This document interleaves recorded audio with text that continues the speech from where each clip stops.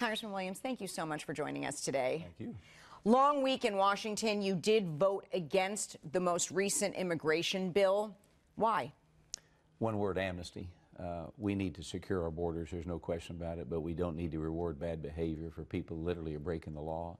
To me, it wasn't strong enough on things like chain migration, sanctuary cities. I thought we needed E-Verify. That allows businesses and everybody to check and see who should be here and who's not supposed to be here. Those kind of things weren't in it, but the amnesty issue was the biggest deal for me and in my district, and I think for the people of Texas. What about dreamers and people that have built their lives here? What should happen to them? Well, I think, you know, the Goodlatte bill, which I voted for, did arrange for the dreamers to get 3-year work visas, pay taxes, work here, that sort of thing, and have a normal pathway to citizenship, not a special way to citizenship. So I was for that. I mean, the dreamers, you can't ask them all to go back, but we do need to allow them to work if they want to work here, and with no special pathway to citizenship. Now that this bill has not passed, what do you do about family separations? I mean, should families be separated at the border? Well, I've been down there many times. You know, I was Secretary of State and dealt with that a lot, and it's a tragedy when you see that sort of thing. Unfortunately, the law originally said that they had to be separated at 14 days. President Trump now has taken it to 20 days. I think we need to address family separation. Nobody wants to separate their children, although I do believe the parents made a decision when they came up here that might be something. But we need to take a look at that. Maybe that's a separate bill that we can get and pass it through the House and get it on the Senate on the President's desk. Do you think a standalone bill on families could pass? I think it could, and I think it should. Big changes coming to the Supreme Court this week after Justice Kennedy announcing that he is going to retire. What should happen next? Well, of course, we've got to get a replacement. That's one of the things the President of the United States gets to do is nominate replacements for the Supreme Court. McConnell has said he's going to get it done this fall, which we should.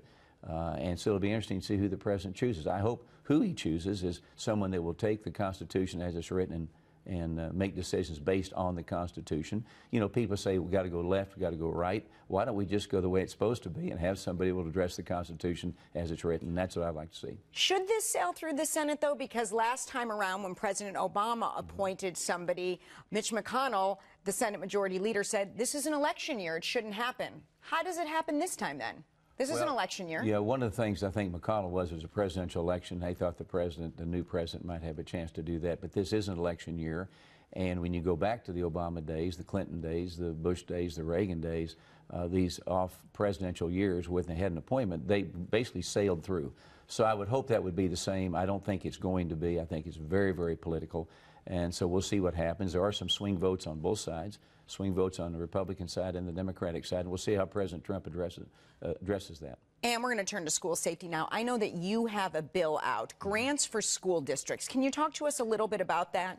Yeah, we have a bill out there where I'm worried that we haven't done anything since Parkland and Santa Fe to secure our schools. We have a bill that we've had right after the Parkland shooting that allows the Department of Education to use up to their $63 billion budget to accept grants from schools that want to secure their schools for the teachers and the children. And every school is going to be different. I mean, some may want metal doors, some may need more people, some may need bulletproof glass or whatever. But whatever it is, they can apply for a grant from the Department of Education, and Department of Education write a check and get these schools secure. We haven't done what we should do, I think, in Congress. My bill is the only bill out there and is bipartisan. We need to get it. We need to get to the President's desk, get it signed, so we can secure our schools. If the bill is bipartisan and you have bipartisan support, what is the holdup right now? School is starting in the next few months. What's the holdup? Well, I'm afraid we've forgotten it because we are on vacation and school is starting. So we've got to get this bill. We've got to get it out of committee. We've got to get it on the floor, get it over the Senate. The Senate's got to vote on it. We get it to the President's desk. That's the way it works, and it should go through quickly. But we're in such a partisan environment right now. I would like to think that this is one thing we can all agree on. So we're going to be pressing it really hard when we get back after the 4th.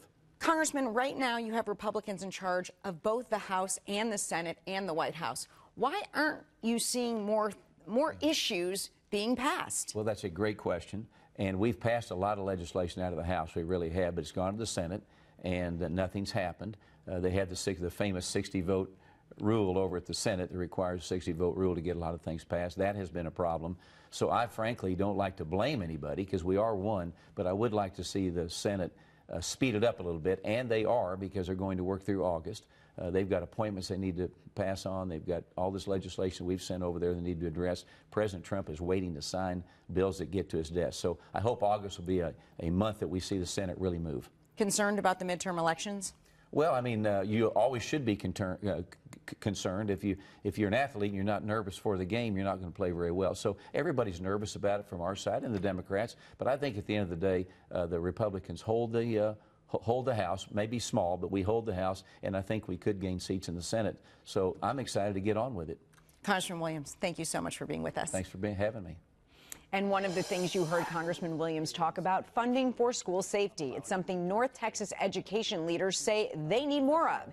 NBC5 anchor Chris Gutierrez recently sat down with the superintendents at 4 of the largest school districts in our area. All of them stressed the need for more money. We as a